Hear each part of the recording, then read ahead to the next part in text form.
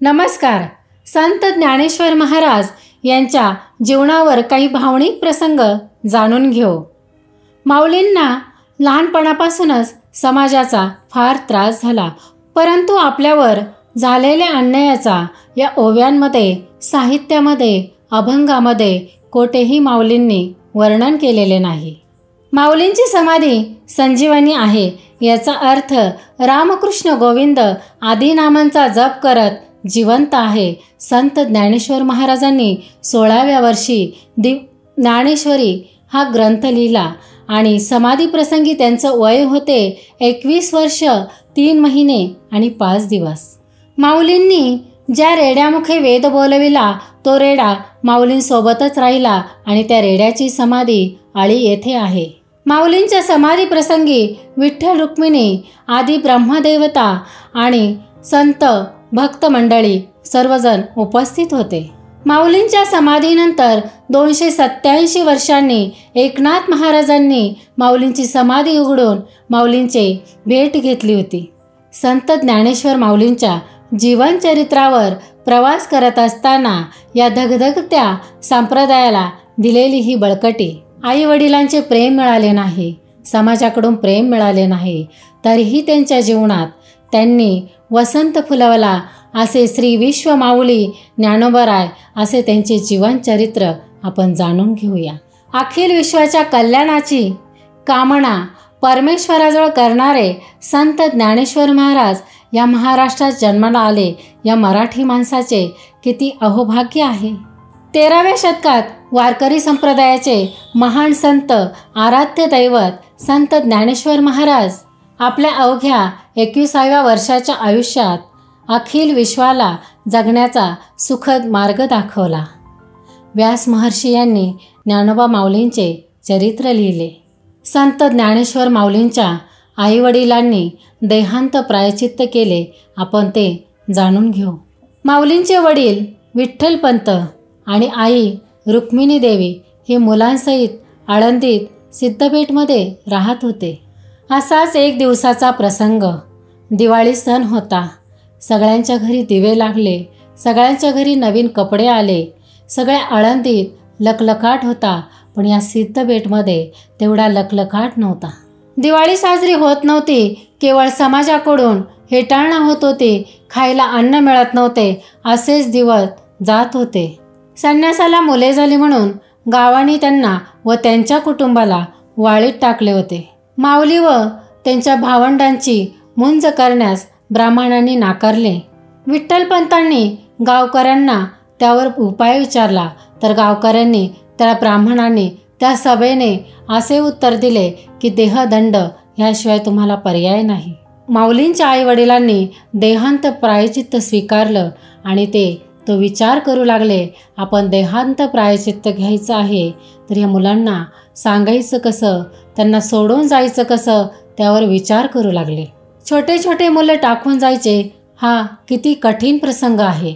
मुले झोपलेली असताना देवापुढे विठ्ठलपंतांनी 2 पत्रे लिहून ठेवली. मुले काळजामध्ये घर करून बसतात, त्यांना सोडून जायचे धाडस होत नव्हते. रुक्मिणी मातेचा पाय उचले ना.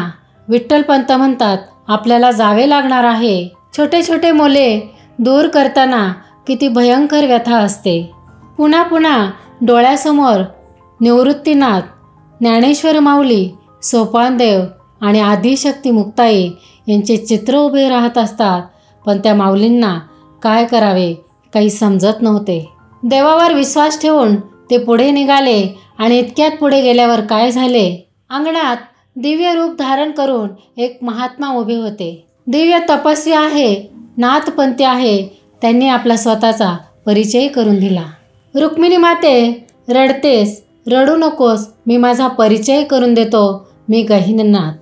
गहिनीनाथ पुढे म्हणतात, माते अगं तुझे छोटे छोटे मुलं जे आहेत ना ते छोटे समजू नकोस, जगाला जन्म देणारे आहेत, ते तुझ्या पोटी अवतीर्ण झाले आहेत आणि त्यांना सोडून जाताना वेदना होत आहेत. ही खरी गोष्ट आहे, पण त्यांना तू सामान्य समजू नकोस. गहिनीनाथांनी सर्व इतिहास सांगण्यास सुरुवात केली. गोविंदपंतांच्या घरी विठ्ठल प्रगट झाला. या विठ्ठलपंतांच्या घरी 4 भावंड प्रगट झाली. हे विधीचे विधान आहे हे आधीच ठरलेलं होतं. पुढे गहिनीनाथ विठ्ठलपंतांना म्हणतात, तुमचा निवृत्तीनाथ हरवला नव्हता तर त्या निवृत्तीनाथांना मीच घेऊन गेलो होतो. त्यांना तत्वज्ञान मी सांगितलंय, त्यांना दिव्य दीक्षा मी प्राप्त करून दिली. तो 3ही भावंडांना सांभाळेल, धर्म सारखा करेल, तुम्ही चिंता करू नका. असं म्हटल्यावर विठ्ठलपंत आणि रुक्मिणी मातेला जरा हायसे वाटले. त्यांनी दोघांनी गहिनीनाथांना साष्टांग नमस्कार केला आणि त्यांच्याकडून वचन घेतले की आमच्यानंतर आई वडील म्हणून तुम्ही आमच्या मुलांचा सांभाळ करा. विठ्ठलपंत आणि रुक्मिणी माता तिथून निघून गेले. वाऱ्यासारखे प्रवास करत होते. झपाट्याने चालू लागले. खूप दूर जायचं होतं, प्रयाग क्षेत्रापर्यंत. मुक्ताईला ठरलेल्या वेळेला जाग आली. आज आई आपल्याला विसरली की काय? आईने आपल्याला आज का उठवलं नाही? म्हणून मुक्ताईला ठरलेल्या वेळेप्रमाणे जाग आली आणि भावंडांना उठवलं. तर आपली आई नाही, बाबा नाही, म्हणून 4ही भावंड शोधत होते आपले आई बाबा कुठे गेले. काकुळतीला आले. खूप कासावीस झाले आणि दबल्यानंतर घरी आले. घरी आल्यावर देवाजवळ त्यांना पांडुरंगाची मूर्ती होती. तिथे त्यांना 2 पत्रे मिळाली आणि निवृत्तीनाथ त्या पांडुरंगाच्या मूर्तीजवळ बसले आणि ते पत्र वाचायला सुरुवात केली. ते पत्र निवृत्तीनाथांकरिताच होते. निवृत्तीनाथांनी ते पत्र उघडलं आणि त्यांच्या वडिलांचं हृदय प्रगट झालं. निवृत्तीनाथांनी ते पत्र घेतलं आणि पाहिलं. ते पत्र निवृत्तीनाथांकरिताच त्यांच्या वडिलांनी लिहिलेलं होतं.